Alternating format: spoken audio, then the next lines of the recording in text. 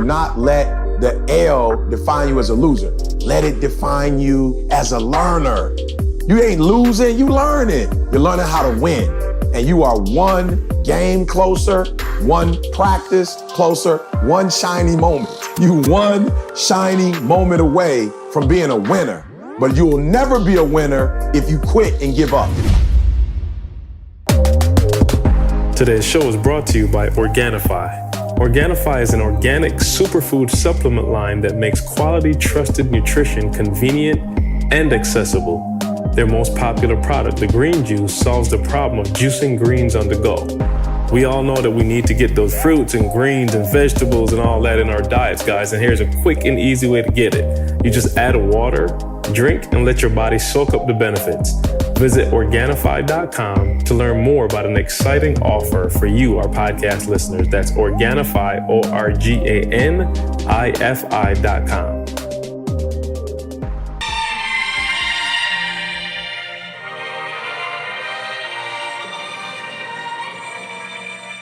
Edition of the Secret to Success podcast. I'm your humble and gracious host, CJ, the Spartan man, Quinny. I got Carl and E here today, y'all. And guess what? A change is gonna come. You know what I'm saying? We were hyped last week. Bro, it's a microcosm for life. You know what I'm saying? When you're up, you're down. The Spartans got took out by Texas Tech, nonetheless. Wasn't aware that Texas Tech had a basketball team until the day before the game, but apparently they do. And we on humble, man, and it hurts. Nah, what's up, y'all? Welcome to the podcast, man. Of course, we just having some fun, man. We are. You know what I'm saying? I ain't gonna lie. We had a moment. Hurting. We had a moment. You know what I'm saying? Shout out to Virginia, but we'll get to that later. But no, we back, man. We doing our thing. We've had some time to recover from this. We will rise again. All right, the Spartans will rise again. We got a good team coming back next year, and I like to be optimistic. We do. Yeah, I believe. Okay. I don't know. That's just what you say after you lose, Okay, here's what I'm asking, though. That's what you say after you lose. I saw a poll that says, it's an early poll. It says, we rate number 2 next year, right? So I heard everybody coming back. I didn't hear from Winston, though. Any news about Winston coming back? That may hinge on whether we're 2 or 42. So that's going to be a big one. If he out, I'm out. I'm saying, I don't know. I've heard X say he was coming back next year. Nick got to come back. That's not up for grabs. Of course. No, Cash is coming back. He is? Yeah, he coming back. I talked to him yesterday. We good. Yeah. I would say I'll be honest, between you and I'm thinking he got to go now. I don't know if he's going to have the type of season of his career. I don't know if he's going to have that next year. I don't know. We shall see. You know what I'm saying? Little Birdie told me he was coming back. So I'm going to stick with my, you know what I'm saying? I'm going to stick with my sources. You're going to stick with your source. You know what I love about sources is like, you could say that, and if you're wrong, you're like, yeah, you know what they had told me at the last second, you know. He changed his mind. You know what I'm saying? So he changed his mama mind. had said. Yeah. Go ahead, Carl. What you gonna say? I gotta announce we got a winner from the bracket challenge. You gotta reach out to me. Oh yeah, who name won? On here Who is won? CreativeBully.media is the name, and he scored a total of he or she. I don't know who it is. I assume a bully is a he, but I could be wrong. We got some female bullies. You must not have been in my house. You must not have met our wives. You know what I'm saying? Scored a total of 1,370 points. The next closest runner-up was T-Money83 something, and they got 1,330. So Creative Bully, shoot me an email. Yeah. And we're going to hook you up. Did he have Virginia, Inspires. Yeah, he got Virginia. Yeah, that's why. Yeah, that's why. Where did I finish, Carl? I was up there for a while. No, you was in there I'm scrolling through now, seeing you are 38, number 38. Right, how many entries do we have? You was in there strong C until. Yeah, he was good. Until Saturday. C was good. Hey, right, until Saturday. That was it. Sunday. But The total number, C, was probably like, hold on, I'm scrolling through to see the total. It was like 400 or 500 people. It was a lot. Yeah. Oh, and 32. Oh, yeah, I'm definitely in the top percentile. And then I won the Harbor Bracket Challenge. I won that joint. Yeah, just first on the place. Michigan State strength, no doubt. Ain't You know nobody what I'm else saying? rocking with us like that. Yeah, it was only like 35 people, but either way, I got the dub. All right, so let's jump right into the podcast. We missed y'all. We were on a little euphoric high, you know what I'm saying, running to the Final Four, and we got slapped in the mouth. Shout out to Auburn, who lost as well. Auburn got cheated, though. Auburn got cheated on the low. Did y'all see that? Auburn got cheated. Oh, yeah. Bro, my man dribbled it right off his foot and picked it back up, started dribbling. I was watching with Train. He was like, yo, double dribble. What are they doing? And, but it is what it is. Auburn, y'all have a seat on the fishing boat with us. We all going fishing together. All right, so fair foul. Carl and I, we were out meandering through the streets of Atlanta yesterday. Ran into a young man who apparently was a fan of the podcast. All right, and this he said, ran right up to us. He said, I have a fair foul. So I'm a big fan of the podcast. Love everything you guys do. I have a fair foul. And this was actually one of the more challenging. Devious. What did you say? Devious. Oh, yeah. E, so I purposely didn't tell E. So me and Carl know. But this is the fair foul. Okay. This young man, probably mid-30s, him and his wife, they have 3 kids. After they had their 3rd kid, he decides, that's it. She goes, wait. I want another one. They got boys. It's a mix of boys and girls. I can't remember if you said it was 2 boys, 1 girl, 2 boys. They got both sexes covered, all right? So he's like, that's it. You know what I'm saying? We got 3, that's it. She's like, no, that's not it. He's like, that's it. That's not it. Okay, so they having a little beef. So, E, were they together when y'all met up with him? Huh? Were they together when y'all saw him? This was just him. Yeah. This was in he person. Was by himself. Oh no, he was by himself. So we are talking to the gentleman. He said, "Listen. So what I did was I went on a business trip. I had to go for like the whole week, and he said a friend of a friend who was a doctor who." Performed vasectomies, and I guess got him on the homie discount like last second. You know, he got there, his boy was like, yeah, my boy's a doctor. He could just knock it out. Boom, today. We can go in there and get it knocked out. It's good. So, of course, without telling his wife or, saying anything, he went in there, whoop, whoop, and I'm out. Recovered for a day or 2 and went back home. Business as usual, right? So here's where it gets dicey, right? So she's like, yo, a couple months later, I want to start trying for that 4th. So he was like, bet. Let's get it. Well, let's do what we do. And so they trying and nothing. And, she was like, yo, it's not working. He said, I think we need to keep trying. You know what I'm saying? Like, no doubt. Apparently. No doubt. You know what I'm saying? We need a few more attempts. So after a while, and I don't want to say. Don't first succeed. Try again. So then me and Carl was sitting there, was like, man, finally he broke down and told her. But apparently she had she had a visual inspection of, unbeknownst to him, that found out that he had something, you know what I'm saying, done. I call it a little scar, if you will, maybe. I don't know. I haven't had one. You two have. Maybe I'm, you know what I'm saying? I don't want to, it's a PG podcast, right? So, of course, she was not thrilled with it. And, was a little upset, as you can imagine. But he was like, yo, is it fair or foul? It's my body. You know what I'm saying? Like, my man went, oh, it's my body, see? And he said, was it fair or foul of me to, do it? He said, I just ran into the doctor. It wasn't really planned. He said, yo. And so, E, I guess since you weren't in the conversation, we'll let you now shed a little light on. Verify. Yeah, this is tough, bro. That's tough. A private vasectomy. That's tough, secret bro. vasectomy. The secret That's to tough. success. You know what I'm saying? Yeah, that's tough, bro.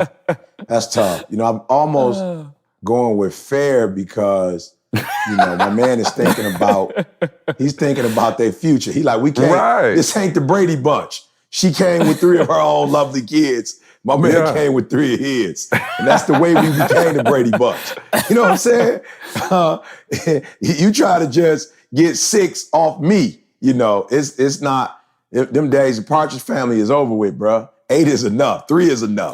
Right. That's what I'm saying. I'm like, 3 bro, you is got enough, 3 and bro. you got a mix of boys and girls. It's like, yo, what do you want? What else do you like, want? What are you trying to prove? You know? Okay. So is it, so you're saying fair. You're going fair. Yeah, I am. But I will say this though. Marriage is supposed to be, because me and D don't got nothing separate. We don't got no separate accounts. We got no separate insurance. Like everything is together. So I think your sperm I'm kind might of like be struggling a little you know bit because your sperm is separate, bro. You know what I'm saying? You know what I'm saying? We won. But I'm saying, when you put the 2 together, that it do whatever it do. So I think, man, I'm gonna go here. I'm gonna go as foul, not the process, but I'm gonna go the way you went about it. You should have manned up. Like that's like, why are you scared to tell you? What in the world is going on? We got a bigger problem here. We got a bigger problem that you scared to tell your girl you getting a vasectomy and you go I wouldn't say scared. I think he took an opportunity. I don't even know if he had to pay for the vasectomy. It was a homie discount. You could have called from out of town and FaceTimed her the surgery. You could have let her see it FaceTime and let her see what you was doing. So I think that's what make it foul to me right there. I think this was before FaceTime, if that helps. You know what I'm saying? This might have been. Oh, you know I thought you meant it was just recent. Yeah, it probably was. I was trying to help my man out here. You know what I'm saying? But, you know, maybe it was Skype back then. I don't know. He could have probably Skyped it. But I'm saying he had, you know, he knew. What if he was like, yo, let me just go ahead and get it done? Because here go the thing. If you know you done, then cool, just knock it out. But it's like, I agree. Okay, so this was mine. I'm with you, E. I think it's fair to want the vasectomy. I think it's fair to get the vasectomy. But I don't know if you should have came back acting like, okay, I'm not sure what. Right, you just trying to let me try again. You trying to like you study for the test and you ready. You trying to get excessive GMGs.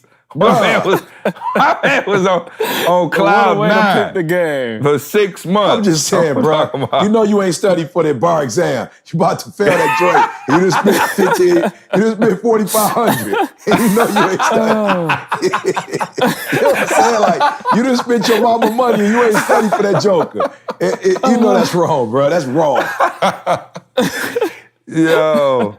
Oh, man, I couldn't wait to get to that fair file because me and Carl yesterday just falling out. That's bad. I'm talking about crying. Yeah, we was like, man, how did you finally tell her? He said, tell her. She saw the incision. Yo, that's what I still that's the part. He said he still tried to play it off, though. He said he tried to play it off and told her he was shaving and nicked himself. All right. Carl made it. I let the record show that's Carl. Yeah. You're moving away from PG though now. Yeah, we're getting to PG-13 a little bit. Moving away. Let's move back to Disney. So anyway, what would you suggest to somebody out there who's done but the other spouse ain't done? Because I could actually use this advice in the Quinney household. I'm thinking about when is our next road trip? Somebody line me up a doctor. Because my wife, she thinks she ready for another one, and I'm like, hey, hold up. Yeah. What do you say? If I'm not ready, we not ready. You feel me? It take 2 of us. If one person ain't ready, we ain't ready. That's the bar. You know what I'm saying? Put it on a T-shirt. That's the bar. But are you getting ready though? Is there a getting ready process? No, we not ready. Period. We're not doing it no more. You know what I'm saying? I ain't never gonna be ready again. So we ain't ready. You know what I'm saying? Like, go to church and take one of the Sister Smiths because she putting in work. She got about 6 of them jokers. Go help her. She a single parent mom for the with weekend. 6 kids. Go babysit her kids. We don't need no more. It's enough kids out here with parents that's not doing what they supposed to be doing. No question. And we can go support them.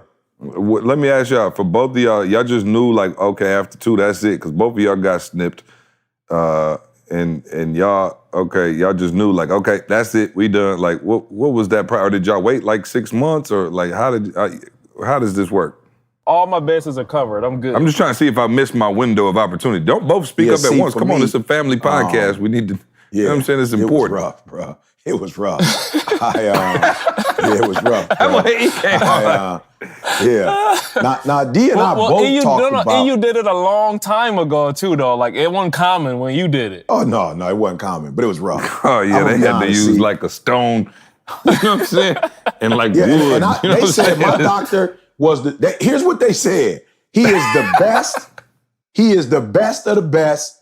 You are not gonna have any pain whatsoever. He just old and he drops his tools. So, you know what I'm saying? So it was a situation where it was like, all right, E, you can go to my man that's young, gonna hold his tools, but you ain't gonna be able to usher on you ain't gonna be able to usher, bro. How you wanna do this? You usher every week. How you wanna do this? And so I went to my man. I just thought about something. Have I ever told y'all the story of my parents?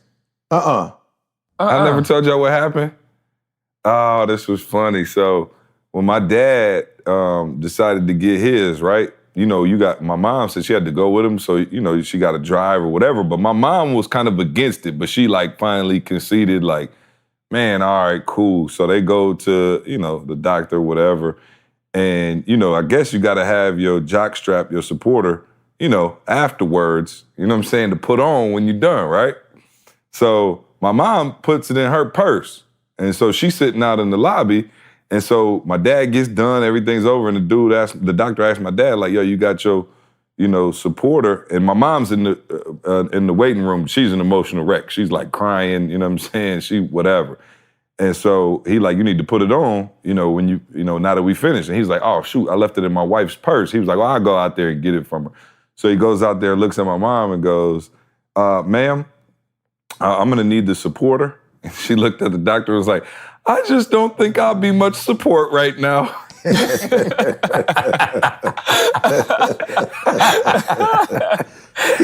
like, I'm talking about the jock strap, ma'am. She was like, oh, my bad. Yeah, I got that. You know what I'm saying?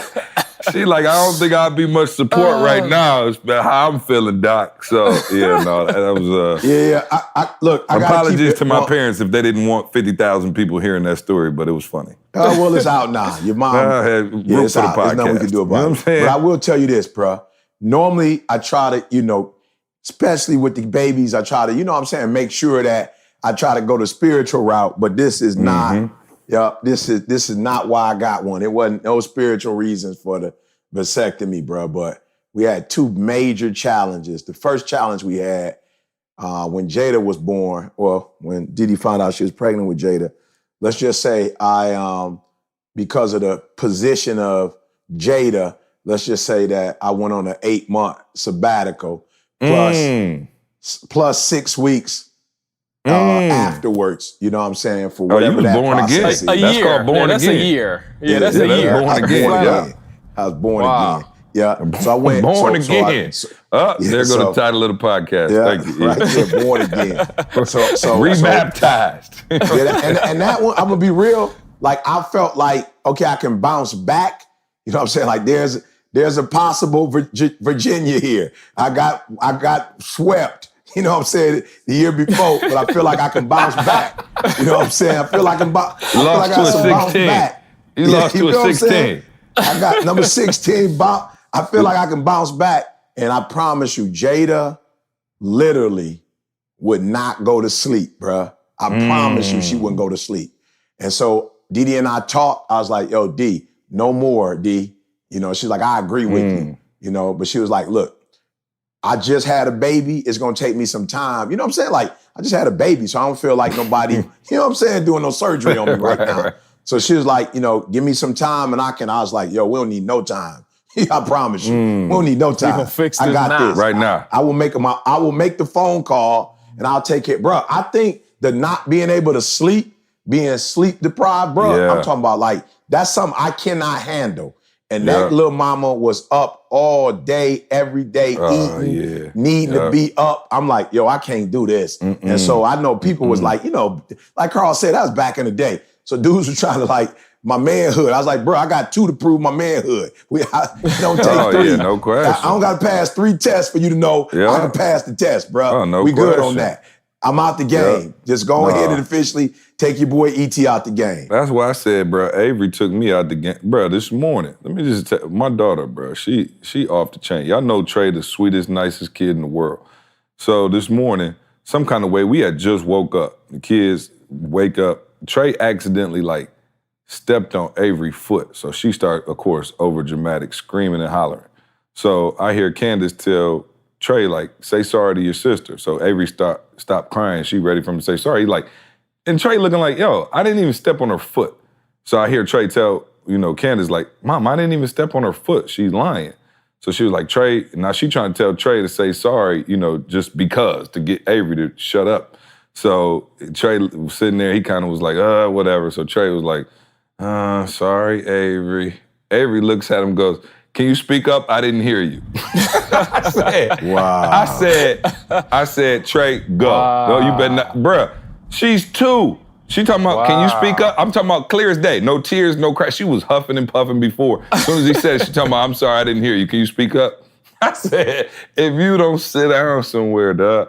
So anyway, she pretty much ended it for me. I'm like, I got my hands full with this one. Dude. Yeah, I got my hands. Carl, you saw her. Yeah, Carl was with her this weekend. So, so anyway, so E, man, let's talk about your phone, dog. Let's get off of babies. And so E, this has been an interesting week leading up to say this the week, least. I guess.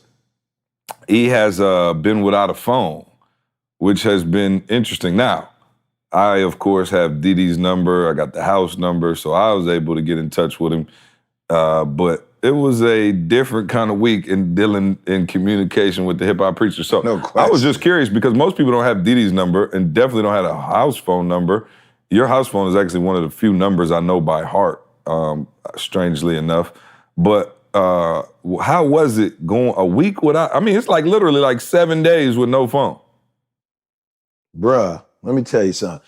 First of all, I hate that my wife, is, as I said, she got the same personality, as C. And, I'm making some adjustments, C, to all my Chris Daniel fans out there, for all of us who were trained by Chris. You know what I'm saying? I RIP, but, being that I am, a Spartan, and, we went through the whole academic, they kind of teach us how to, critique stuff, take it to the next level.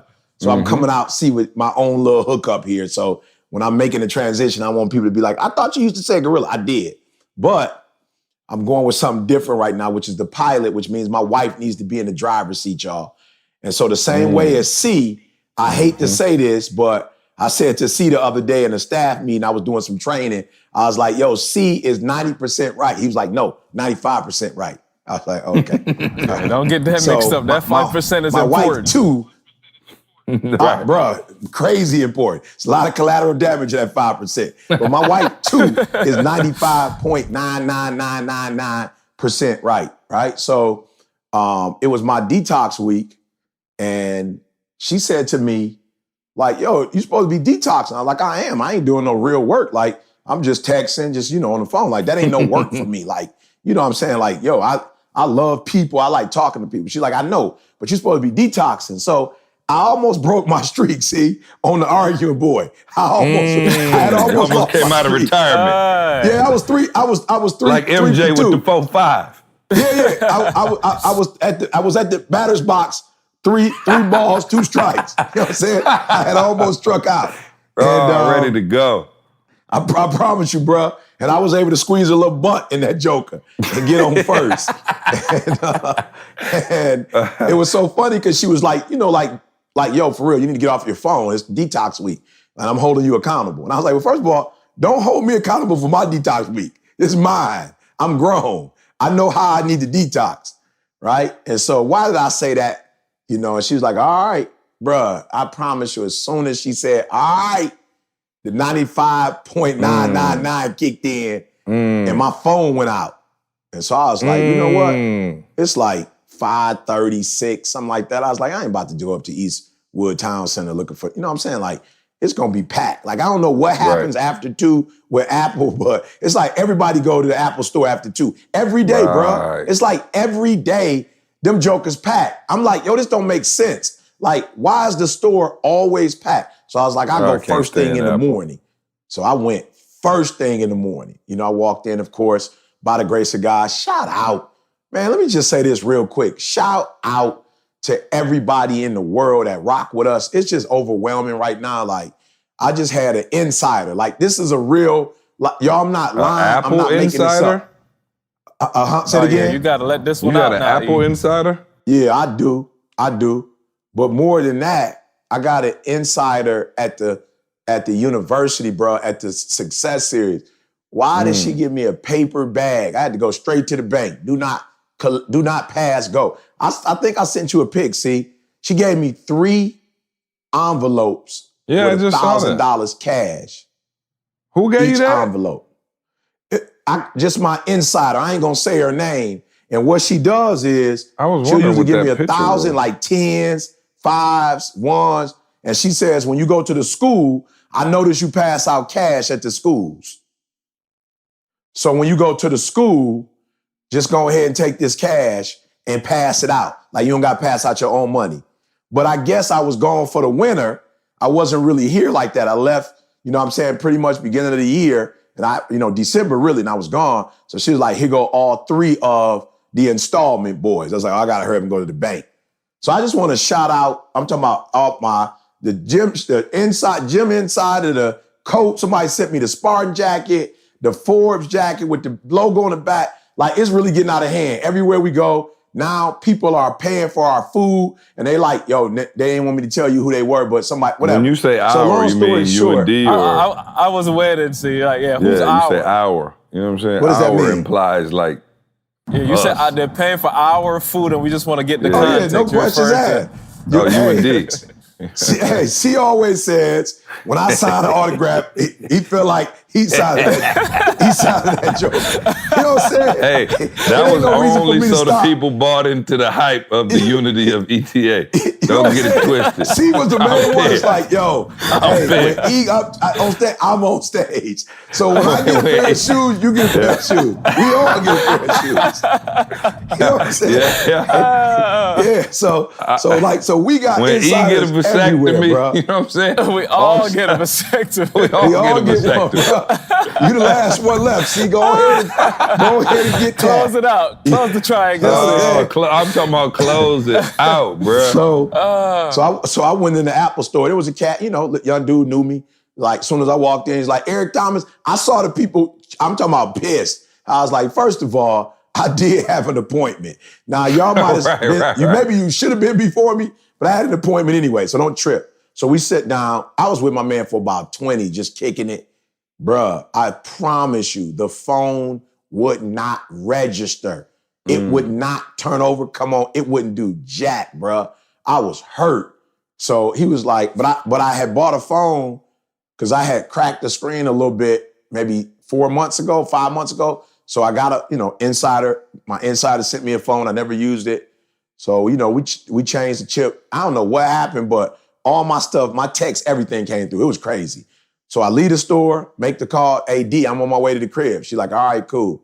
So I made another phone call when I got close to the crib, and it was like, your phone has been blocked. And I was like, blocked? It's not possible.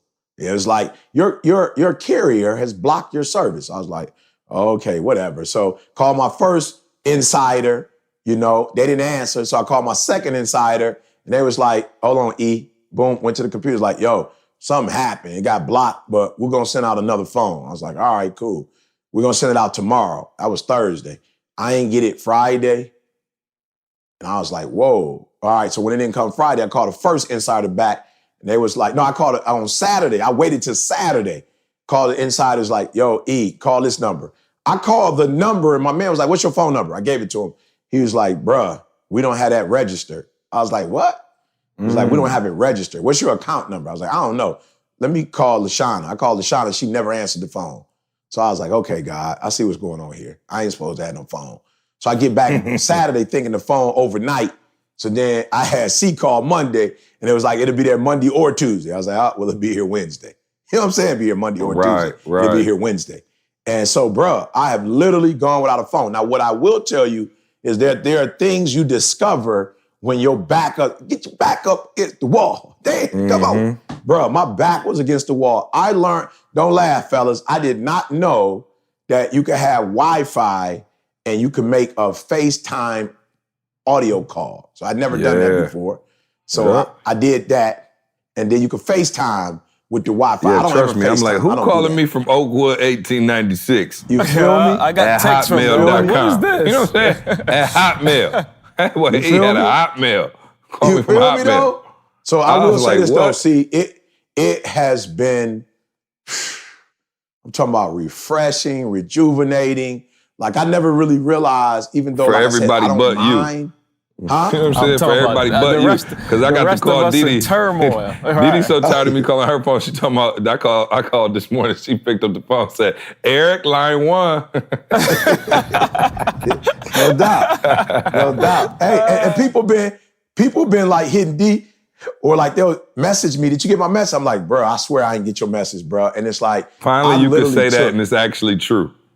You know, I promise you, I said I didn't get it at all. And then when I finally turned on, I guess it's iMessages. Of course, if I text you and then you get that hotmail.com boy, then you know to hit me back on that. No so doubt.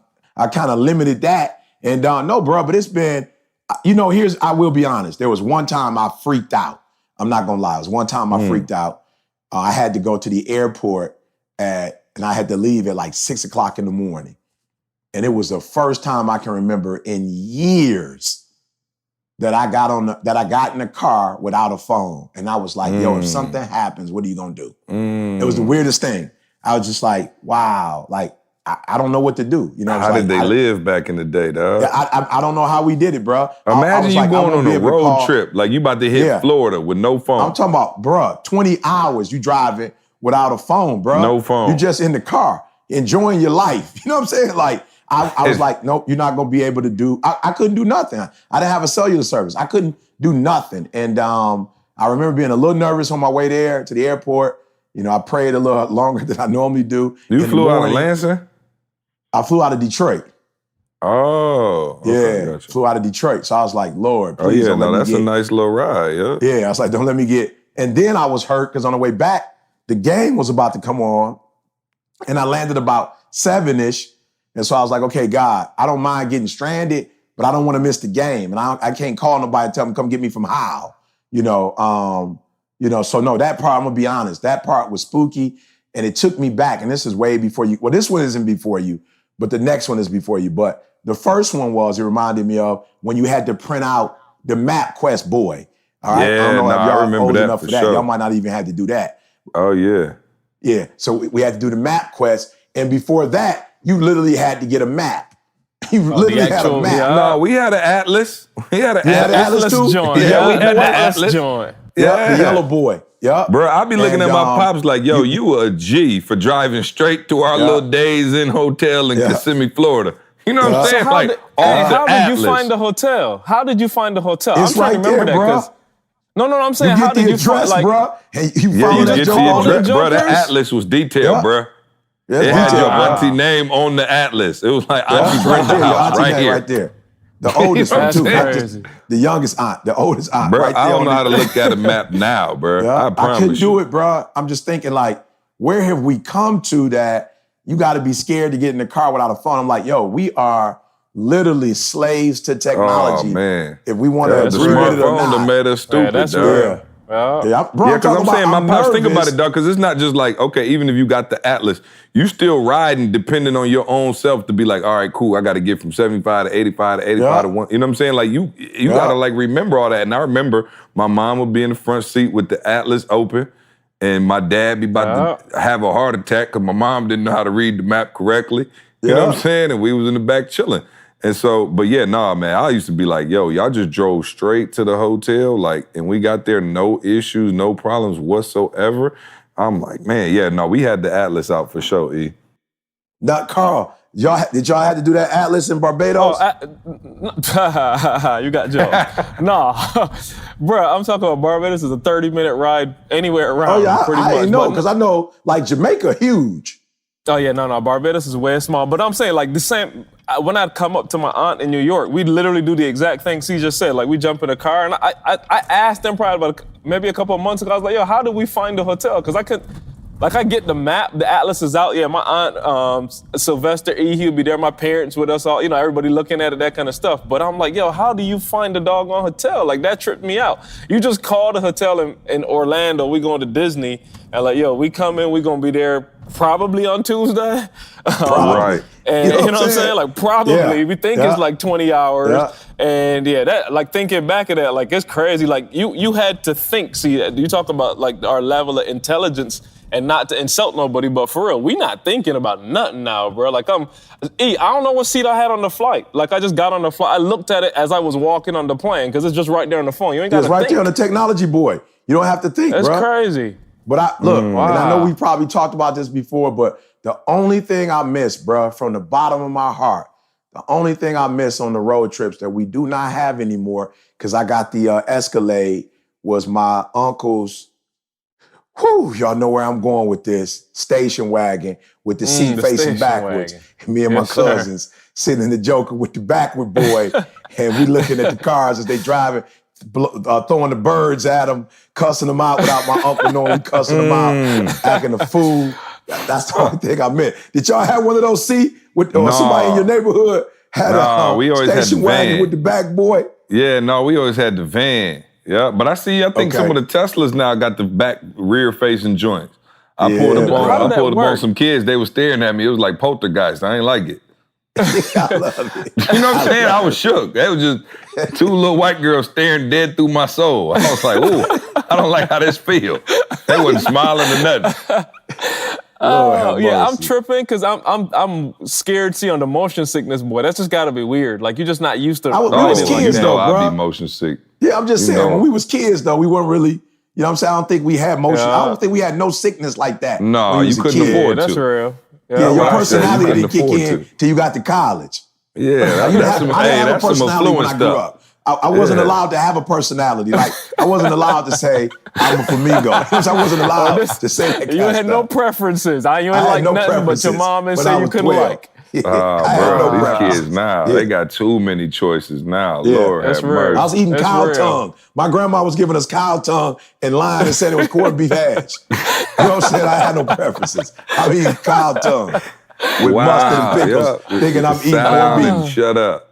Yeah. Wow. No question. All right, y'all want to start the podcast? Yeah, let's do that. Hey, real quick, cool. Before we go there, I don't want to do a sour note or nothing like that, but Carl has been talking to the people, you know what I'm saying, and updating them. So it wouldn't be right if we went past the podcast without. And that's why I host the podcast, because I was going to do that at the end, so we didn't have to break up the he just funny. said Sylvester. He was talking about his family in New York. So I was like, yo, this is a great segue. Terrible segue. Yeah. But I'm not going. You know what I'm saying? I'm not going to stop it now because it's already there. We already here. Yeah, no. You can stop. We already here. No. We're here now. We're here. Yeah. Thank you, Eric Thomas. Thank you, Douglas.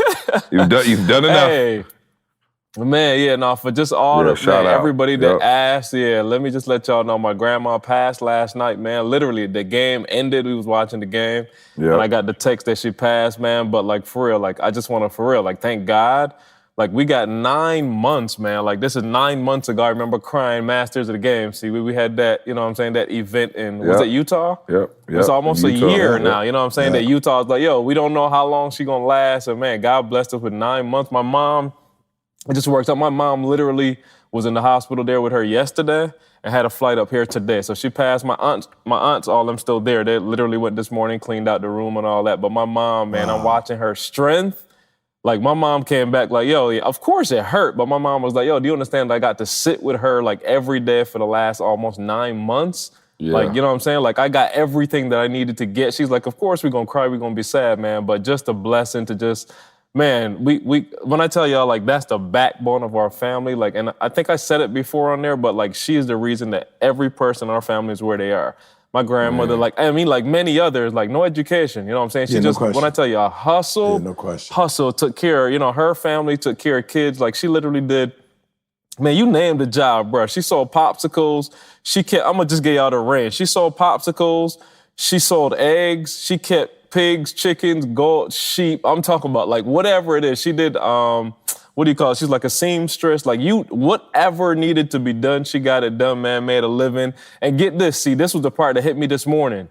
She has a house in Barbados right now that she's leaving for her daughters that's rented out. When I thought about that, I was like, yo, with all of the stuff that she had to go through, she still left her family in a better place than, you know what I'm saying? So it's just like, man, just like for real, man, respect to my grandma, Sheila Hall, like, man, love, man, I don't have the words, like just for real. Yeah, you know what I thought about, Carl, when you said that, and this is, for real, all my young people that are listening, I'm about to go off on you right now. I am sick and tired of hearing y'all say, I can't do that.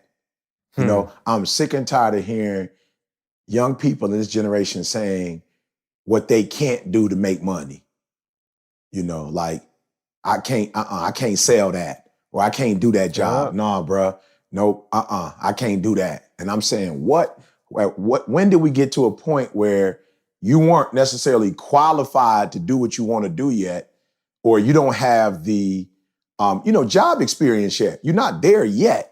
When did you get to a point where working at McDonald's was beneath you? You know what I'm saying? Or, what is it, see, that we used to have to do when we were in college? The network marketing, not network marketing, but the telemarketing. The telemarketing joint, You remember the telemarketing, bro? You got to get on it.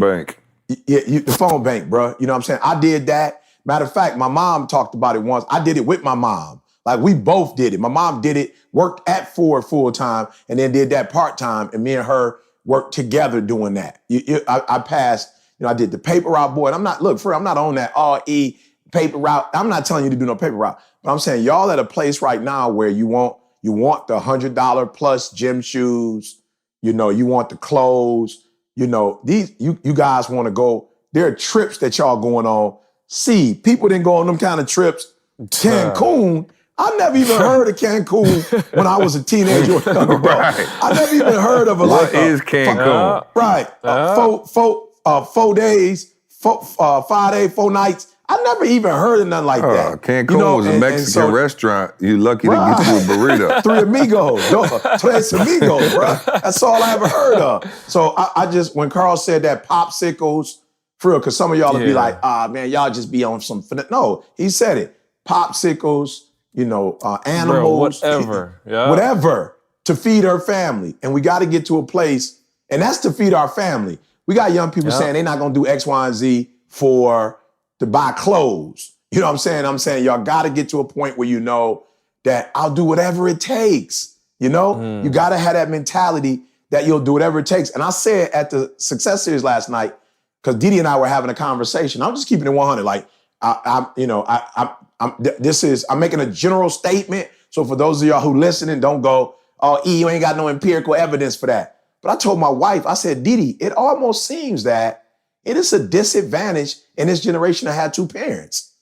It seems like it's more of a disadvantage with the way a lot of kids who come from a nice, healthy background, it seems like they are more, what's the word I'm looking for, unprepared for life than sometimes kids who come from, some like disadvantage, like single parent mom, dad was in prison. It seems like some of those kids realize that they don't have a dad or that their mom don't have money, and they are the ones who are at Michigan State University taking only 12 credits because that's all they can afford, and they working, what was that, guys? Was it the plant? They work in the plant, in the middle of the night, and then you got kids who come from the physical plant. A two-parent household. It seems like sometimes when they have to deal with adversity, bruh, it's like they can't hang. So I don't know how y'all feel about that, but I'm telling y'all, stop saying what you will and what you will not do. Take whatever opportunity has been given to you and work that opportunity, and let that opportunity be a door for another door, and for another door. But don't ever say that work is beneath you. But think of the opportunities that we have now. You know what I'm saying? Compared to what she had. My mom was telling me that, she used to iron people's clothes. Yes. Like, just again, another way to make money. But I'm saying, think of the opportunities that you have now. Like, I'm listening to people talk about babysitting. Like, you go keep somebody's kids and you walk away with 20, 40, 50 bucks. You know what I'm saying? Like, think of the opportunities that are there now for you to make money. It could be, I'm just saying, whatever. You know what I'm saying? Compared to what, they had to do, 50, 60, whatever years ago, man. Like, it's just real. Like, it ain't no excuses. There's no excuses. No, bro. No. The excuses, I got everything I could ever want right now. Right. So why should I You know what I'm saying? that? What exactly am I aiming for? Right. And again, we talk about this all the time, man. I think we've had these conversations, about affluenza. You know what I'm saying? That's what they call it. Yeah. When you know what I'm saying? Like, people they beating cases from that foolishness. You know what I'm saying? Like, remember dude had a Lamborghini, like sped off and killed like a bunch of kids driving, and the defense was affluenza, and they was like, yep, you good. Yeah, you just too rich to know what's going on. And I think that's a fear that anybody who is raising their kids very comfortably, should I say, has. You know what I mean? You worried about them being soft. It's crazy, like, and Josh and I were talking about it, is like, when you have the resources and you have, like, so Trey with the baseball, right? He been going crazy. Carl was there yesterday. You saw Trey. I mean, Ken Griffey Quinney. Yeah, I mean, he's good, and like I said, I'm not even on that. Y'all know the book I wrote. I'm not on sports, but he's really good. And so, it's funny because he got invited, of course, to play on like this all-star team, which I said no, because it's like at 5 years old, bro. It's like 6 weeks in the summertime from Thursday to Sunday. Another and I was league. like, absolutely they got another not. league. Exactly. I'm like, bro, if you think I'm about to tie up my whole summer from Thursday to Sunday to watch 5, I'm like, I can't do it. It's too soon. But it's funny because, I had hit, shout out to Inky. Inky is really the one who got me interested in having Trey play baseball, right? Because where we come from, nobody really played baseball like that. I know you played a little bit, but none of my friends played baseball. We always just hooped in football, right? So I always saw Inky, little Inky, Ink would post videos of him and stuff, and I'm like, man, he's sweet. He's a few years older than Trey. So I got him into baseball. I was sending Inky some of the videos, and Inky was like, yo, Trey, like, crushing it, you know what I'm saying, doing whatever. So I'm like, man, and I'm feeling like the pull to, like, somebody's like, yeah, you need to get him a hitting coach and like a speed coach. And I'm like, yo, and here goes the thing, like, you have the resources to do so. It might not, and I'm not even saying I'm balling, it might be like $200, for a hitting coach, to come through a few times or whatever and do like some lessons. I never played baseball. So in my mind, then I'm like, okay, shoot, should I be doing this extra stuff for him? Or am I spoiling him? Like, I of course, never had a private coach for any of the sports, and I was all right. But, you have those additional resources and you want them to be, you want them to feel like they can go to that next level, and you want to provide every opportunity to do so. But at the same time, you have to protect against affluenza. Here's a funny thing, and Trey meant no harm by it. But obviously, we have, he knows this, and we have the cleaning ladies that come to the house, and clean the house. And the other day, I don't know why, but it just hit me, and I was like, hold on, I need to have a conversation. Trey was like running through the house and was trying to get ready for baseball practice, and he was like, hey, Dad. I said, what? He said, the cleaning ladies moved my glove. And I was like, ooh. He didn't mean nothing by it. I promise you he didn't. But I don't know why it like stung me in the ribs, like, whoa, why did you just... And I don't even know. Like, I don't even know if I should have felt anything, but I felt something like, okay, that, like, hold up. Like, are you getting a little too, you know what I'm saying? I don't know. Maybe he's 5. He doesn't mean nothing by it. He got a heart of gold. But it just hit me, and I'm like, shoot, I need to make sure that my kids understand, what this isn't everybody's experience. You know what I'm saying? And you're going to be competing against people who are hungrier than you. How do you make somebody hungry who's already eaten? That's the question I think we have in this, and it's the question that all of us will have to ask of, our kids. I think he is, what me and you have been trying to work Jalen through, right? Like, Jalen doesn't see money the way, and we talked about it. That could actually be advantageous to him in some arenas, that he's not moved by money like that because he did grow up with money. So I think we have to find a way to flip it and use it as as a superpower and not as a deficit. But that's not exactly where I wanted to go on this podcast. But I think, it's one of those things that, always needs to be kind of discussed and fleshed out. Yeah. Yeah. Shout out to those out there, the grandmas out there, who are still, I think the video that got put out this morning was talking about the grandmas who still working, who still raising, in many instances, raising their grandchildren. They're almost like their kids, So shout out to those grandmas who didn't, take them to, a foster home or something. And I have much respect for a grandma who like, I can't do it. I can't, what I'm saying? Like you out here having them, what I'm saying? And you're not thinking about anything while you out here popping them out. What I'm saying? And grandma like, I can't do it. I can't raise another one. I definitely understand that. But I always think about Kurt Franklin. I think it was The Rebirth when the mother took him to the grandmother. And I don't know if they got that and they could play that. That part always moved me. I'm always in tears when the grandma like, just give him to me. Just give him to me. And at that point raises Kurt Franklin, and puts him in a position where he is today. So mad shout outs, man, to all the grandmas out there. For those of us who have grandmothers who are sick or not even sick. My grandma came up to, man, I was moved, bruh. My aunt brought my grandmother up, and then my little cousin, Julia, she came down to the Success Series last week. And my grandma was just like, yo, I just wanted to see my grandbaby do his thing at the Success Series. And I was like, what? Success Series is like on Monday at Michigan State University. It's not no big gig, but she drove all the way from Chicago, which is not that far, but 3 hours when you're 89 years old, that's not around the corner, and just to have my grandma your grandmother she about 52. Yeah. Right. She's still chilling. She's still walking on her own, bro. It's crazy. She 89 years old, like, move. I can do that. I'm like, I know she's still sipping though. Well, I want to know. No, that's why she's still walking. She still got the Miller High Life. Hey, that's her medication. The real secret to success. Yeah, that's the secret to success. If she stops sipping, her body might be like, what in the devil? Oh, no question. You're not walking no more. I was clowning my mother and my aunt. Like their thing, my grandmother was like, man, you got to eat better. Because my grandmother, she was onto sweets. Like she just like eating. She liked food. Yeah. And I'm like, look, y'all did all this. My mom said her biggest prayer was she didn't want my grandma to die of cancer.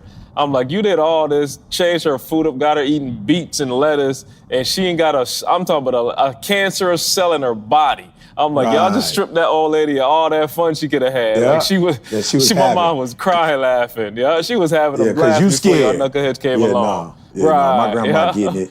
Yeah, she getting it in. So all my youngsters that's listening, and again, it's a different generation.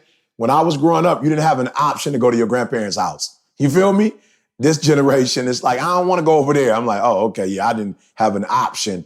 But for all my youngsters, man, please and you're spend gonna be there time for with your 6 grandma. weeks. Huh? And you're gonna be there for 6 weeks. Summer. Bags packed. We was on that joint. Yeah, we was over there with our cousin getting it in, bro. So yeah, to my shorties, for real, man, love your grandma, man, your granddad. Like, have respect. I know it ain't Fortnite.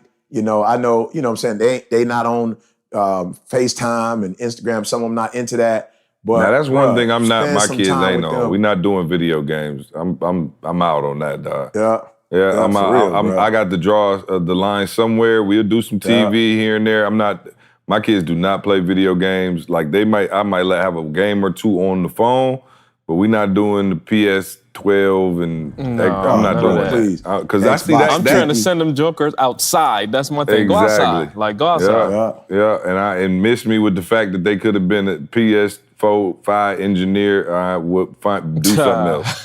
Because 99.999% of the people just playing video games all day long. So anyway, that's besides the point. What I really wanted to talk about today is Virginia, man. Shout out to Virginia. And this has nothing to do with basketball, but for those of you who are not basketball aficionados, I'll give you the 30-second roundup. When the tournament is seeded, they seed the best teams against the worst team. Never in the history of the NCAA tournament has a 16 seed who effectively barely barely made the tournament against a 1 seed who's considered to be among the top 4 best teams in the country. Never before had a 16 seed beat a 1 seed until last year when the University of Virginia lost to, I can't even remember. I might College of Charleston, or I don't know, something like that. Anyway, they lost, right? And so you can imagine, you're the first time ever in the history, you're a 1 seed and you lose to a 16. Oh man, they got clowned. You know, the memes were crazy. The coach got dogged out. Twitter, Instagram had a field day with them. And long story short, they were the laughingstock of college basketball pretty much the whole year. As we record this on a Tuesday, Monday night was the championship in Virginia, won the national championship. So salute to them and all their fans, and shout out to Virginia. But what a difference a year makes, right? You had a year ago where many of the same players, I'm not sure how many players they lost, but for sure the same coach had, probably the worst day of their life. And then a year later, maybe one of the best days of their life. And so I was talking to Ian, I was just like, wow, art imitates life. And, they stayed with it. Like that could have been like a real breaking point for my man as a coach, to kill your confidence and all those things. But credit to them, they stayed with it. And so E, being one of the people who have obviously turned his life around in a major way, E, I figured maybe you could come talk to the people who feel like, Virginia felt last year, where it's like, man, like nothing is going right. We lost. And then you have the embarrassment of losing and the fact that then nobody believes in you, right? So maybe you started a business and it failed and your family was like, yo, you took our money and invested and you lost our money and, you embarrassed, you hurt, you, all of those things. And then, to find the intestinal fortitude to then, bounce back. E, walk us through that process of what that's like to be down like that and to come up. And what do you think the characteristics needed are to make a comeback like that and be on top after, probably one of the most horrendous days of, your life? Yeah. So first of all, see, it was UMBC, University of Maryland / Baltimore County. Yeah. And it was and 74 that's how you know they was a 16 16th seed. Anytime I was going to say, you ain't never heard of that right there. Maryland, Baltimore County Correctional Institute. Yeah, I'm talking about for barbers. Do fry. He got beat by Phoenix Online. I'm talking about online. It's a bad day. They B team, not even the A squad, the D1 boys. They had DLC starting point guard. I'm talking about and starting point guard. But I will tell you this. Look, I feel so sorry, for everybody in the tournament. I was talking to Linton, and let's just be honest. And I want to encourage somebody that's listening, because when you're down, if you make that your reality, like you can look at that. You can look at it when you're down, and you can say, I'm down, and you can make that your reality. Or you can say that I'm in transition, like this is a process. And I'm telling y'all, I don't know, C may not have watched all the games. I don't know if Carl watched all the games. But I tell you, as a man of faith, it appeared that somebody was looking out for Virginia. All right? Let me tell y'all something. This was no Virginia lost last year, came back this year and whipped butt. No. There were a couple games that they were up at the end of the game and end up, losing whatever lead they had and getting some breaks. I'm talking about they got some major breaks, some major opportunities that they didn't earn, that just came. I think, I don't know, did they play Purdue? Something happened at the end with Purdue, if that was who they beat. The Virginia, Auburn game with some stuff that happened. Even last night, I thought it was over. I thought the game was over, bruh. I thought Texas Tech beat them. And some kind of way, my man in the corner hit the three, boom, and then my man shot from Texas Tech a wide open three and nothing. He hit the back of the rim. And so I want you guys to understand that if you make a decision not to quit, you will begin to experience favor in a way you've never experienced favor before. And while we cannot sit here and lie and act like We didn't do our part, meaning go to school, meaning use our unique gifts and talents in our own different way to contribute to where we are today. Got up early, we grind, we worked hard.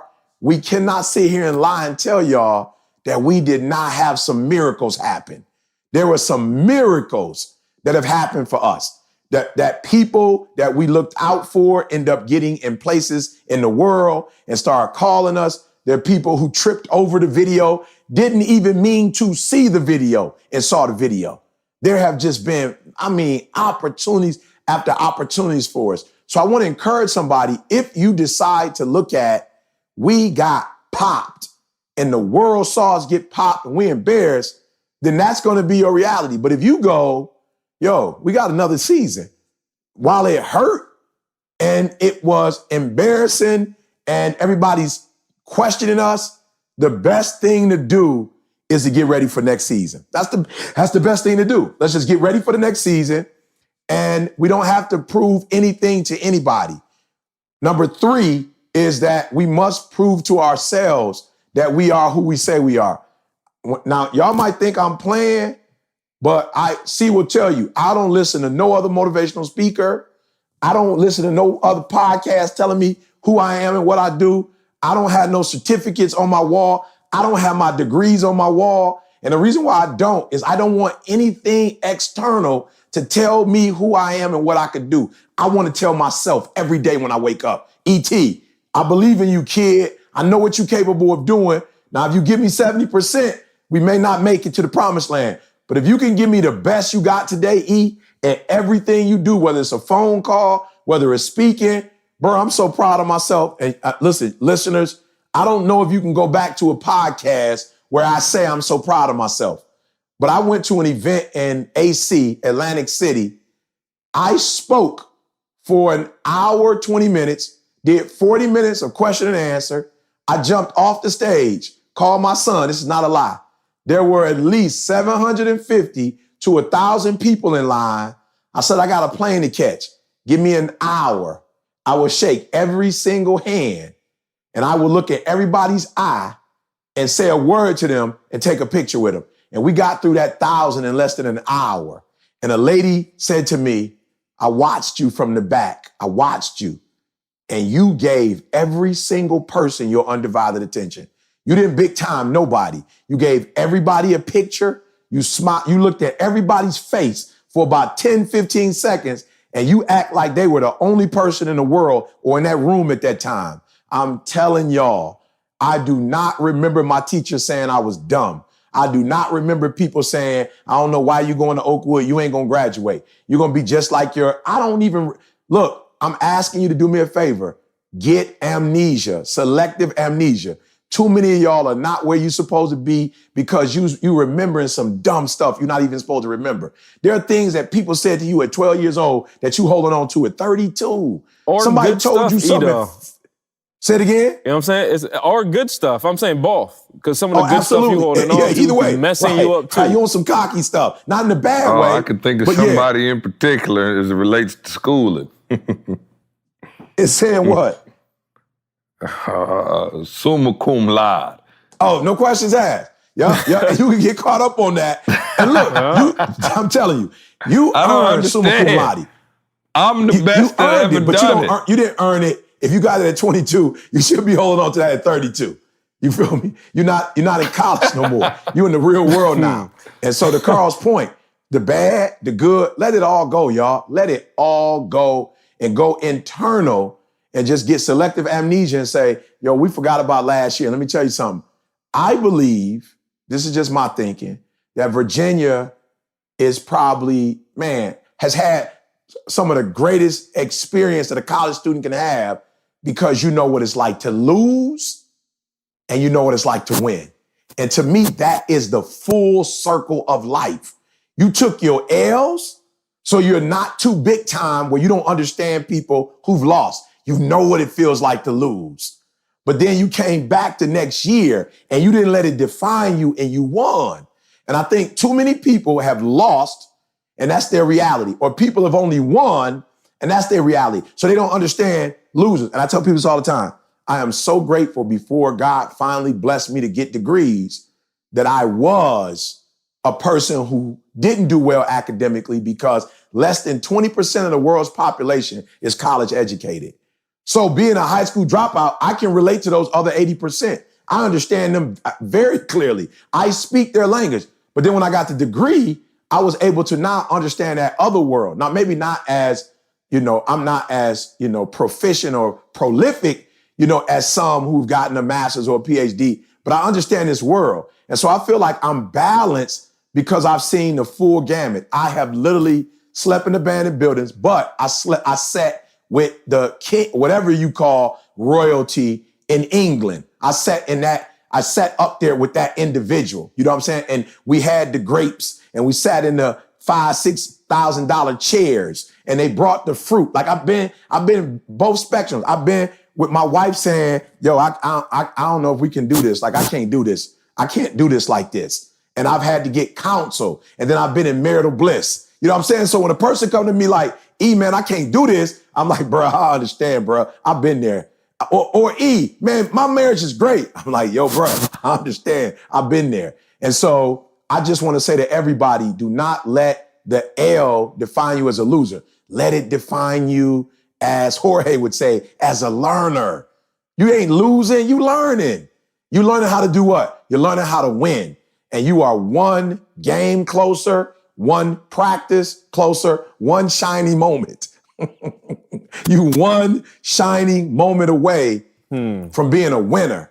But you will never be a winner if you quit and give up. You will never be a winner if you quit and give up. If you stop, you will never be a winner. But if you get back up and you get selective amnesia and say, hey, I took it on the chin. I did.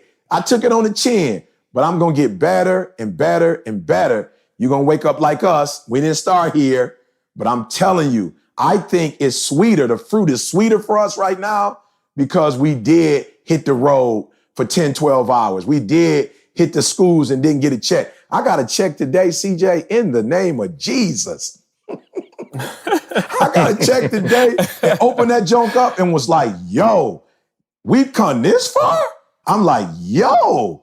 I told Didi, I said, D. You know what I'm saying? Again with the we. Oh, Carl, it was sweet when C was saying the we. Now that I'm saying it. I thought when I got a check, you got a check. We all got a check. You get a car. When I dip, you dip, we dip. I put my hand up on my hip. Praise God. What is Toby calling me for, man? Shout out to Toby, man. Just rocking, selling out shows across the country, man. Yes, it's incredible. I had a whole bunch of follow-up questions, but E pretty much just ran down the whole list. Yes, E. Agree. I'm sitting here like, okay, cool. I was going to ask that. But I think you covered everything. I think the biggest thing, and Josh and I were on a Zoom call right before we jumped on the podcast, but shout out to Matthew. He asked about confidence. He was like, what do you do, when you lose that confidence? And you just really broke it down.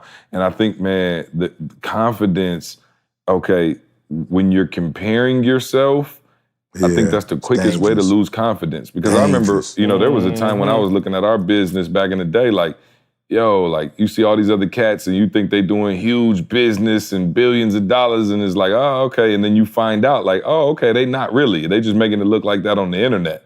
And shout out to Josh, who kind of helped us see that, because Josh came in and we would, be doing in business meetings or something. Like Josh would be like, oh, okay, why don't we both just put up 100,000? And they'll be like, whoa, And Josh, famous line that we gonna have to get T-shirts built for Josh to say "stroke a check." But you realize, like, yo, people not doing what you think they're doing, and so you're comparing your success to their success, and you're letting it hurt your confidence, and their success is not even real half the time. And so, each person, each business has, to run its own course. And I think that gave me a lot of confidence to know that, hey, no, we're not perfect. We make mistakes, but we're still here and we're still doing well, And so, I think that confidence factor, E, to be able to bounce back is major. You know what I mean? To be able to bounce back from that and really go to that next level. That lack of confidence, man, that don't stop comparing yourself, man, because The confidence is really that thing. You know, if you have confidence, you're going to keep the momentum going. You know what I mean? But, you know, you letting your confidence get shaken off some fugazi and a loss, again, like E said, it doesn't mean you lost, man. You learned. So yeah, no, that's good, E. Solid information. What else is some solid information, Carl? Organifi right now. Hey, did y'all get the vitamin C joint? I did. No, I ain't get it. I did. I'm gonna put a bid in for you. They got a new vitamin C one that I just tried. And let me just say it like this. Jordan was sick, Jesse was sick, Tamisha was sick. I ain't got sick yet, knock on wood. So I'm saying Organifi is the reason I ain't get sick. I've been hitting that vitamin C. I'm talking about every single day. I'm going to grab some right now. Yeah, I've been on that green juice heavy, bro. I'm going crazy on the I've been green hitting juice. I've been doing the pure, but I've been hitting that normal boy. Oh yeah, that's fire. Hey, make sure they'll see you check. Make sure everybody goes to the Secret to Success podcast. My wife her next profession is a firefighter. So I got her. You lit the basement on fire again? Yeah, Didi's gonna start fighting fires. Is that a metaphor? So go okay. I was going to say, inside your home, we'll go outside to your S2S home. podcast to find out. Oh, just go to S2S podcast. You're going to see her. She had her first tryout at the one of the local fire stations. She went up, put the jacket on, they wanted to see if she could hold the weight. She had the oxygen tank, boy, all of it on. So go to Secret to Success podcast to see if Didi was successful. I think the jacket is 50 pounds. The tank is about 25 pounds. So go and see how Didi did on her first dry run. S2S podcast on IG. Yes. Also, man, this podcast is sponsored by Game Changers, all right? That's our speaker training program. Man, shout out to everybody in Game Changers, all my certified speakers who are just out there killing it, man. We're getting tons of testimonials from people who decided to invest in themselves, get certified by Eric Thomas himself, and get out there in the field, man, and start making a real living. And whether it's something you want to do full-time or maybe you just got a gift to speak that you want to hone it and you want to make some money part-time, these are the 7 principles you need to master your craft of public speaking, all right? Purpose, plan, principles, platform, product, price, and profit. And we're going to go through all 7 of those in the Game Changer program, teach you what we know. We have a beautiful, beautiful manual that we had E create, just, you know, everything he knows about speaking top to bottom, how to charge for your services, how to make an income. I love it when I get text messages like the one I got from Val. And let me just go ahead and read it just because, shout out to Val. I love her and I know she wouldn't mind. But this is the kind of testimonials I'm getting on a regular basis. I was showing Dave the other day. He was like, wow, that's incredible. Val said, today alone, I made back every dime I paid to become a certified speaker in Game Changers. I walked out of my engagement in California with over $9,000. Thanks for following your gift so I could follow mine. I need a loan. I get those type of testimonials all the time, guys. Invest in yourself. ETAGameChangers.com. If you have the ability to speak, if you want to learn how to speak, if you want to learn how to make money in this industry, listen, why do I always say it's so important to learn this skill? They say the number one fear in the world is not sharks or skydiving or any of those things. They say the number one fear in the world is public speaking. So imagine if you have the gift to do what 99% of the people in the world are terrified to do. You can learn how to get paid for using that gift. So go to ETA Game Changers right now and sign up, man. Our next meetup, Carl, you got the dates for our next meetup? We got another meetup coming up soon. I do not. Yeah, June 22nd. Yeah, June 22nd? June 22nd, see? Look at E over there on this turtle. I'm nervous, right? I'm nervous. June We just 22nd. went Well, I should You say guys, this, though, listen, 'cause you know how I am. I hey. should say June 21st, 22nd, 23rd. Yeah. You know, I always think about church day, like I'm not going to Yep. be there for church. But it's Praise actually God. the 21st. And let me let y'all starts. know, man, this is not one of those programs where you get there and I'm nowhere to be found. He's nowhere to be found, man. We sit there and we watch you speak on stage and give you feedback ourselves straight from our team, man. We got a phenomenal team, man, and we're going to show you how to, build out your craft in the public speaking arena. So go to ETAGameChangers.com. Also, man, 1%. Carl, when is the dates for 1%? Man, don't even give them out. You can't give out one of them. It don't even make sense. Oh, yeah. Sorry. Dallas Dallas sold out. I'm talking about Dallas oversold. We like, oh, okay, cool. We should have moved the venue, for but real. Dallas is sold out. With the fire department. Goodbye. Yeah. Goodbye, Dallas. We'll see you That's a soon. No wrap more on tickets Dallas. left for Dallas.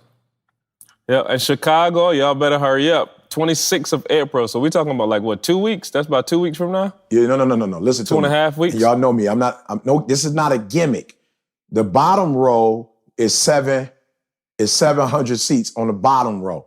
The bottom row is done. It's only 300 seats in the balcony now that's left. Oh, wow. Well, get your balcony seats. Y'all. The same information Get in the your balcony seat, right. You know what the I'm saying? speaker is Same going to work. info You're in going to the hear the balcony. microphone back there, yep. I'm just saying though, no, because what they're gonna do is they're gonna play the Dallas game. We'll wait till the week of. And I'm like, the week of, about that. Yeah, sorry. About the week about of. the week of. You know what I'm saying? The week of, you out of luck. And let me tell y'all something. If Jamal go half as hard as he went at the kitchen table last night, Carl. Oh my gosh. Yeah, Jamal we already Vance know is what he popping gonna out do. his feds. We know what he gonna do. You should have recorded Tiff him at the gonna come kitchen with it. table and just put I that think up. C got a little bit. No, C got a little bit, but Yeah, no, he his should have Vans got that off the popping out kitchen Let his me tell you feds for real, something. for real. You know how Carl don't be eating beef at the crib. Oh, I should have started there. No doubt. My mother-in-law is still in town, bro. And when I tell you she went in last night with the meatloaf, the fresh cornbread, the greens. Ain't no mother like the one I got. Hey, you know Dave, Australian, he came and he about hurt himself. He was like, didn't even know I how looked to eat over that at kind of Dave, was food. about licking his plate. I said, Dave, they don't make It's food more like this in of it. Australia, bruh. I said, it's soul food. He said, what's soul food? I said, exactly. Wait till you see how your soul feel when you finished it. When you get when you get home and lay down. Hey, do me a favor though. It If catch Maul that was itis. that We fire talked at the Dave kitchen about itis and table, everything. But anyway, back to my original point. Carl, Maul was so fired up about his real estate teachings yesterday. He about slapped me and cussed me out. And flat out, and was like, yo, listen, this is going to change lives, and he's super pumped up and super passionate about it. And I'm proud all of him, I'm man, asking, because- bring a kitchen table to Dallas. Tiffany Hayes, no doubt. bring a kitchen No to doubt. Dallas. Just put the kitchen table on the stage, baby. Let's go. Yeah, no, hey, that's it. Oh, that you know what? That might not be a bad idea. For real. Because I tell Just Maul bring a all the kitchen time, table. like, yo, just go. Don't worry about being no speaker, man. You got some great bring a information. kitchen table. Let's sit at the kitchen table and make it happen. Yeah, I'm gonna bring my mother-in-law too, so she can cook. But I might not be able to talk after I eat. She been making she making these rolls where I tell you, we got to like turn the heat up in the house, put the rolls up in the top of the cabinet. That's how you know it's something serious going on. And I promise you, them jokers taste like pound cake. So I'm about to be on wobble wobble, shaking here shortly. But yeah, no. So shout out to my mother-in-law for cooking. Shout out to Dallas and Chicago. Hurry up and get them tickets because it's gonna be sold out in a minute. I'm looking forward to seeing everybody there. And then if you don't have your tickets to Toby's show, we'll all be at Toby's show. We're leaving Dallas and going straight to Houston. Yeah, we're going that straight night, to Houston. Toby's in Houston for his grand finale. 3,500 people at White Oak Music Hall. Toby Nwigwe, he'll be at the show. I'll be at the show. Yeah, the last I think one, we Jamal's closing it gonna out. make it maybe. And then we're going straight to the hospital with Fat and see the delivery of the baby while we in town. Yeah, for sure. So He calling it all out. go to TobyFromTheSWAT.com. I think that's the website. TobyFromTheSWAT.com. If not, just go to Toby's IG. The link is in the bio. TOBENWIGWE. All right, one or two questions here. Is that it on the announcements to make sure I'm not missing nothing? Yeah, the announcements usually the end of the podcast, though. Yeah, no, I wanted to do them before. I had to do them before Ask ET because I didn't want nobody to shut the podcast off and be like, oh, they ain't talking about nothing but announcements. You know what I'm saying? It's a little marketing strategy I learned Thursday. You know what I'm saying? I'm trying to put it into place. Thanks, E. Thanks, E. You've been blowing my whole buzz this whole podcast. Oh, yeah. So Ask ET. ET, Phil in Kentucky said, E, when's the best time of year to propose? When you think she gonna say yes. Not a day earlier. You know what I'm saying? Not a day earlier, bruh. Oh, man. Yeah. Remember we talked about that last year. Somebody proposed and they said no. It's like, is it over if you propose and she say no? Like, you know what I'm saying? It's like, you just got to end just it go there. ahead and pack your bags, bro. Pack It's been a good run. it. It's been a long time coming. Yeah, but a change gonna come. A change gonna come. It's been too hard of living. Dylan and May said, since you've been rebaptized, what's the one thing that still almost had you about to lose your salvation? Dilcy coming in telling him about his phone. I'll go with that. I'll go with that. I was just gonna say though, you know me, bro. Like I got pulled over by the police the other day. I'm still. You didn't tell us that. You got pulled over again? Yeah. I didn't tell you like a week or so ago. I think you said it at church. You said it at church. Oh, okay, I said it at church. Yeah, I got pulled over. See, I promise you, I got baptized though, so I'm good. I'm good. What But here's the happened? deal. What, you was speeding? No, bro. I left the Success Series, right? Well, no. Here's what happened. We came home from being on the road. Like, you know, we left December 4th. Like, we came home. Like, all right, we're not going back on the road. We speak, come back the same day. And so my wife was like, you know, we've been gone for a while, eating out, but I don't feel like cooking. It's like 8 o'clock at night, 8:30. She's like, can you go get Sinhu's? And I was like, no doubt, Sinhu's. I was like, I got it. It's the little, Indian cuisine. So I was like, I got it. So I went and picked it up. You know, I'm like, bro, I'm telling you, I'm like, I timed that joker. It's hot. Like, I can't bring this back. It's already a 20-minute drive. Like, I cannot bring Didi no food back cold. It's not the same experience. So I'm driving to the crib, and I'm right by that. You know how you like on Trowbridge by that church?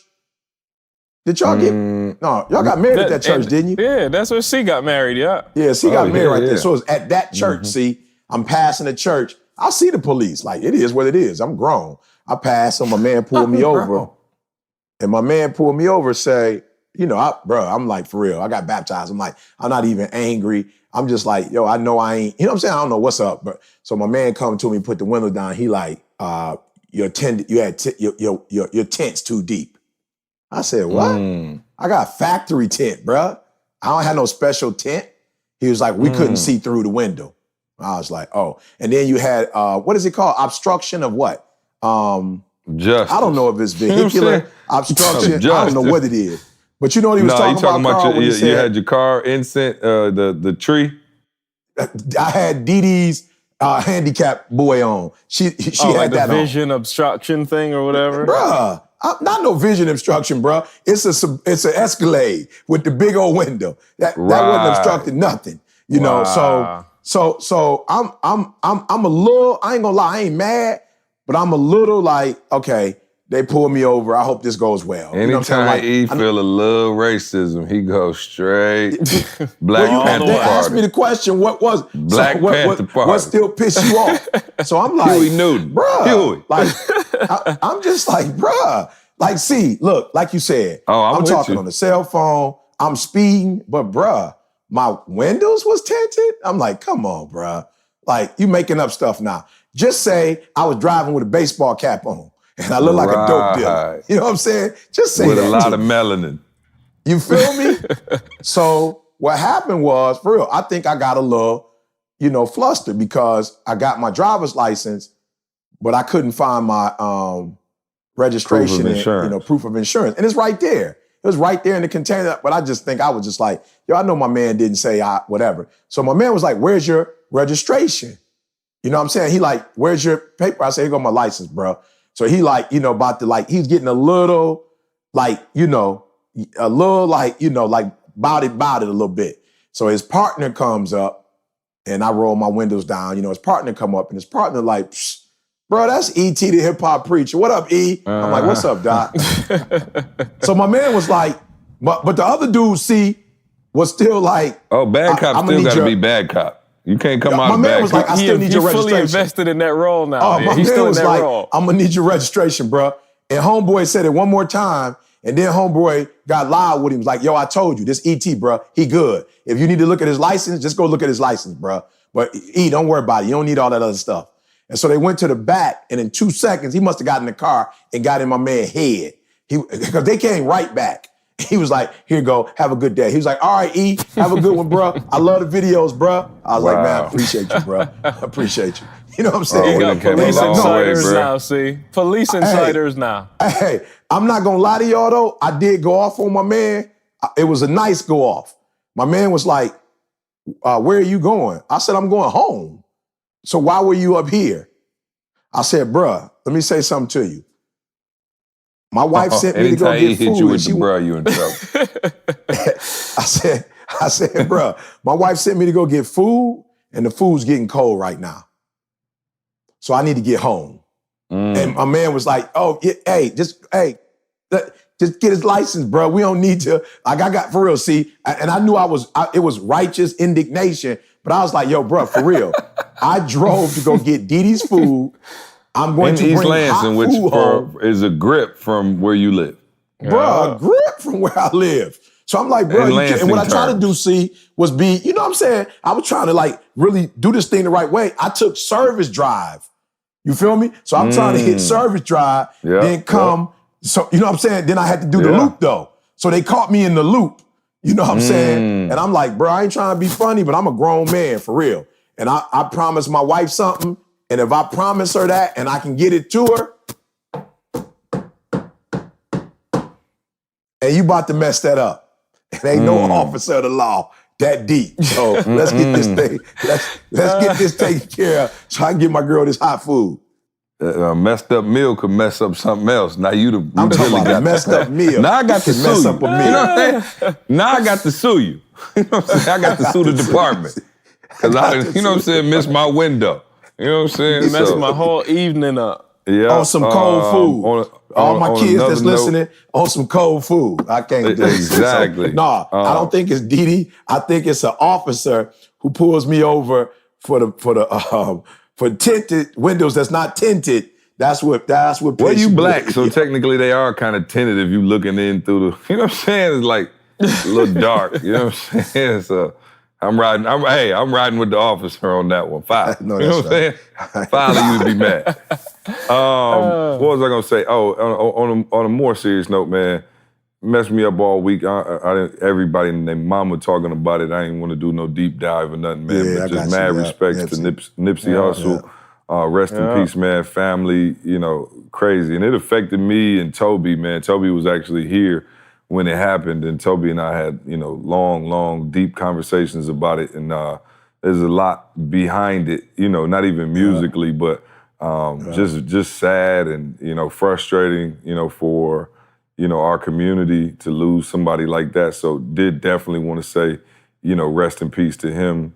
And blessings to the family and all of that as well. I know we don't talk about, you know, hip hop and these, you know, different pop culture matters, but it's deeper than a pop culture matter. Nip was you know, one of the good ones who was doing things right and had, you know, he was one of those cats who was so cool and so about his business and so grown with it. You know, I think he had a chance to make one of those, you know, impacts. And I'm not saying that because he passed, but, you know, he really did have that type of influence that could have been on a Pac Biggie level, you know. So gone too soon, Nipsey Hussle. Shout out to, you know, like I said, his family. And that's, you know, all I really wanted to say. Make sure we acknowledge that. No question. As we move forward. So with that being said, man, I'm headed to Dominican Republic. So I'm excited about that with no kids this time. So that's good. I'm feeling really good about that. Hey, and you had not had no surgeries. Be careful now. He said, ooh. Now, careful, if I ever do, this will be the time to the comeback season. But no, me and Candace headed there for a few days as part of the incentive trip for the solar side of things. So we're going to head out that way, and we need to figure out when we're going to do the podcast. I think I come back on Wednesday. So hey, just FaceTime audio. We good. Just get your FaceTime audio like ET. Yeah, we may have the FaceTime audio. I had to take my recording equipment and get it done, or do it when I get back. So anyway, what do y'all got any big plans? What y'all got going on? Home, bro, resting, man. Like, of course, I got gigs, you know, I'm not gonna lie, but everything is in and out. But right now, I see the next 6 months, I'm just focusing on the church. You know, we'll have that finished in 4 weeks. Focusing on, I never really knew, man, how hungry I was, bro. But I miss teaching, man. I miss teaching. So I'm looking forward to, with the assessment, which is going phenomenal. You got, we got so many people. Me and Quest just did a marriage today. They loved it. Really helped them to kind of, value each other. Because it's kind of like sometimes when you something, you think that's, all that in the bag of chips, and then you don't value the other persons and the conflict that it can cause. We got another one with Tiffany and her husband tonight. So I'm just really looking forward to, having a venue where I can have people come regularly, like a regular schedule. And to be honest, I'm not ready to get off the road, but I am looking ahead, and I want to put myself in a position where instead of me having to fly all the time and go to venues and speak to people, have, almost like how the University of Phoenix started when it started. A lot of people looked at it like, it's the University of Phoenix, online's a little small, whatever. But this be the first campus of many campuses where you can come and really, for real, grow personally, grow, spiritually, grow with your family. So I'm really looking forward to having my own, man. It's a feeling that I've owned 2 homes. That's a great feeling. But to finally have a building where people can come, learn how to get a trade, learn how to make money. And it's a 4-minute drive from my crib to be able to leave my house, go up there, do my thing. Jamie, I got to say this. Shout out to Jamie. I know I tease Jamie a lot. You know what I'm saying? Like, I'll be teasing Jamie. He all over the place. But let me tell you, when I tell you he did his thing, bro. This is a beautiful, beautiful, gorgeous facility. And of course, we've had the members of the church to come by regularly and help out. So I'm really looking forward to, with this assessment, I've really thank God for Michigan State and really teaching me how to learn. I pulled some gems out. I found some things that I really think are going to help people with their families, et cetera. So me and Didi will be here until December. Anybody listening to this podcast, I need a legitimate insider for a property right outside of San Diego. I have wanted to do this forever.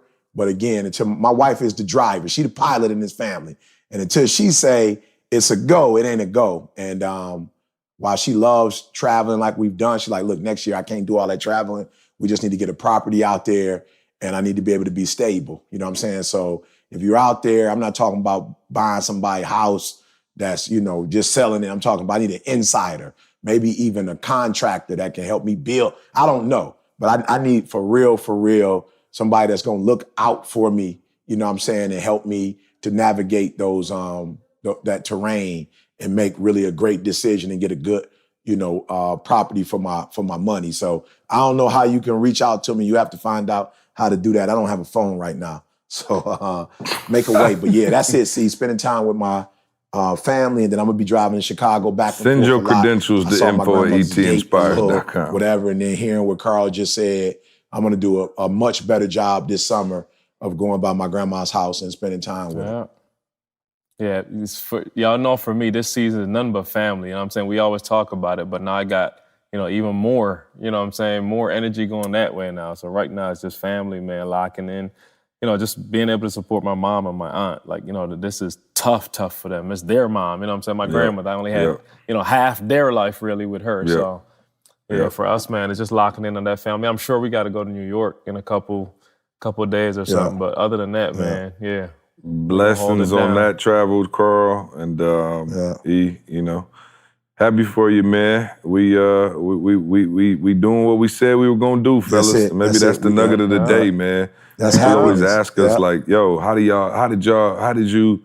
I'm like, bro, we honestly just did exactly what we said we were going to do. Like every single day, we said we were going to do something and we got it done. So for those of you out there, man, E been on this new term, and I promise you, E, I didn't even tell you, bro. Let me tell you on the podcast, bro. Extreme execution, bro. I love that phrase, bro. I love that phrase, and we got to really like flesh that out and let people know, because that's how we got here, bro. Extreme execution. Not even just execution. Execution is getting it done. We executed on the extreme. And so extreme execution is the new wave. Y'all gonna be on it. Y'all gonna see it. To go with the 1% stuff, it's gonna be books about extreme execution. It is the 1%, bro. That's how they become 1%. Exactly. That's how they become 1%, bro. Yeah. And I'm telling y'all. We're giving away the sauce. You know what I'm saying? No. Here's what I'm telling y'all. All y'all kids who say, I don't need school, please, man, I plead with you, bro. I plead with you. Don't say that. Don't say that. I remember when I was young, like, why are we doing the Pythagorean theorem? Like, what is this? Why am I doing this? Why am I doing geometry? I will never use this in my life. What am I doing this for? I promise y'all, it just has fate would have it. I got a PhD. When I got certified and I looked at those 4, I said, ooh, I see something. Ain't nobody teaching this. Like, it's here. Everything you need to do to be great at whatever you want to be at, it's all in it. It's scientific, y'all. This test is not something I came up with. It's been out since 1940. And I'm telling you, a lot of people give it, but they give it in such a theory and academic way that the common person can't get it. Man, when I show you the pilot seat, the airline stewardess, the grounds crew, and the air traffic control, bruh, I told you, homage to Chris. Homage to Chris. I wouldn't even know nothing about this if it weren't for Chris. But I'm telling you, after Chris' death, I studied this thing and I was like, what's missing? Because there's something still missing. Like, I see what he's doing, but it kind of isolates you. It's kind of like transformative, but it's not. It's some missing pieces to this thing.